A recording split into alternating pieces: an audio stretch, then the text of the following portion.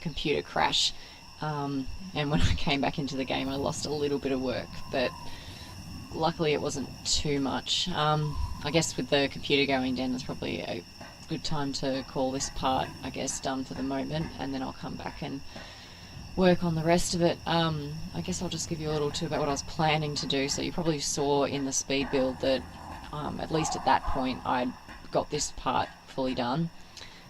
Clearly coming back into the game it's out. So that's a little awkward, so I'll just explain to you what I was planning to do. So unless you hadn't already worked it out, I keep saying it's a bit annoying. Well, what I was planning to do was this was going to be kind of like one of the cages. So the idea is there's going to be about 4 cages, so 2 on this side, 2 on that side. And what I was trying to do was build it so there was a bit of a ramp coming in here. So the idea is you're going to have the people who are, I guess, spectating. They could be here or they could be up the top, and the idea is at that point I decided I was going to make a staircase going up to the very top.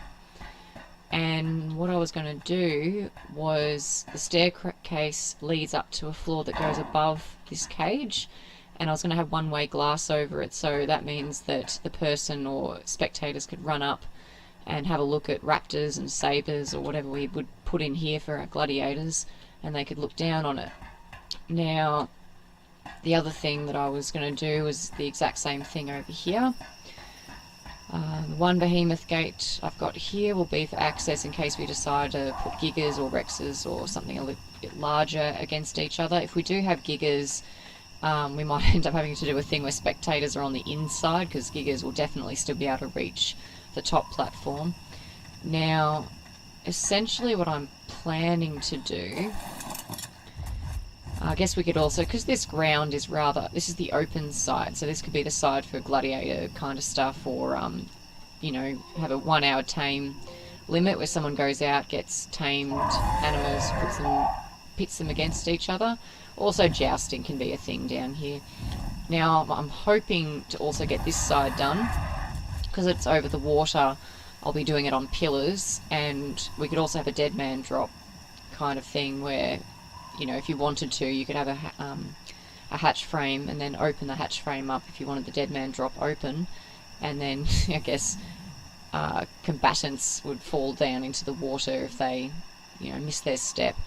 The other thing I was going to do is down here there's exposed ground, so the idea is I'm hoping to build a little spawn point for people to put their sleeping bags down there, and then it would lead down a corridor that would go to where the big area is going to be here, so that way we can play our games of red versus blue. I had one of the arenas I built up on the center server was a lot smaller than this. It did the job. It had the dodo arena, which I'll be building in the middle here, but it had the one on the center map that I did, the small arena, that was a dodo pit, and it was a red versus blue arena, so that arena was maybe, oh, I don't know, smaller than this area easily, quite a bit, maybe 2/3 the size of this area. And the red versus blue arena was completely up on platform, on pillars, and then had ceilings, so the entire ground was flat, and we would destroy, so we'd put thatch foundations and thatch you know, obstacles up when we have the red versus blue arena, and you'd have a red base, a blue base, and everyone would just go nuts basically. And when we didn't want to do that, we'd destroy the thatch, and there was a jousting platform underneath that. So that's what we had on the center map. This one is this arena I'm building just because I can. I'm just building it quite a bit larger just to get some ideas and have a little play.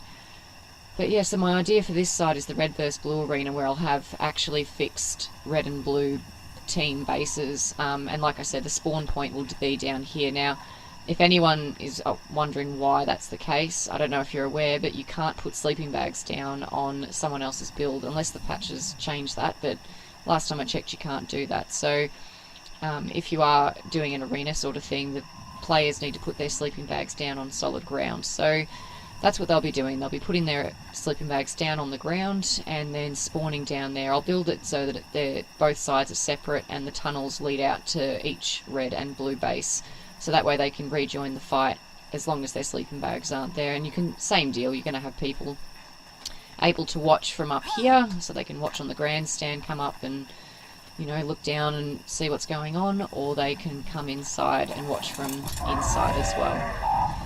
Eventually I'm hoping to build this a bit more interesting out here. So this is obviously the car park. I might just leave this open. I mean, I've got turrets set to kill wilds at the moment, just to keep wilds off our back. As you probably saw in the speed play, there was a couple of sabres that did come down, but good old parasaur. I'm glad I decided to bring the parasaur along. I was originally using it as a weight, just something easy to stash extra building stuff in, but proved itself okay to defend my quets while I was building.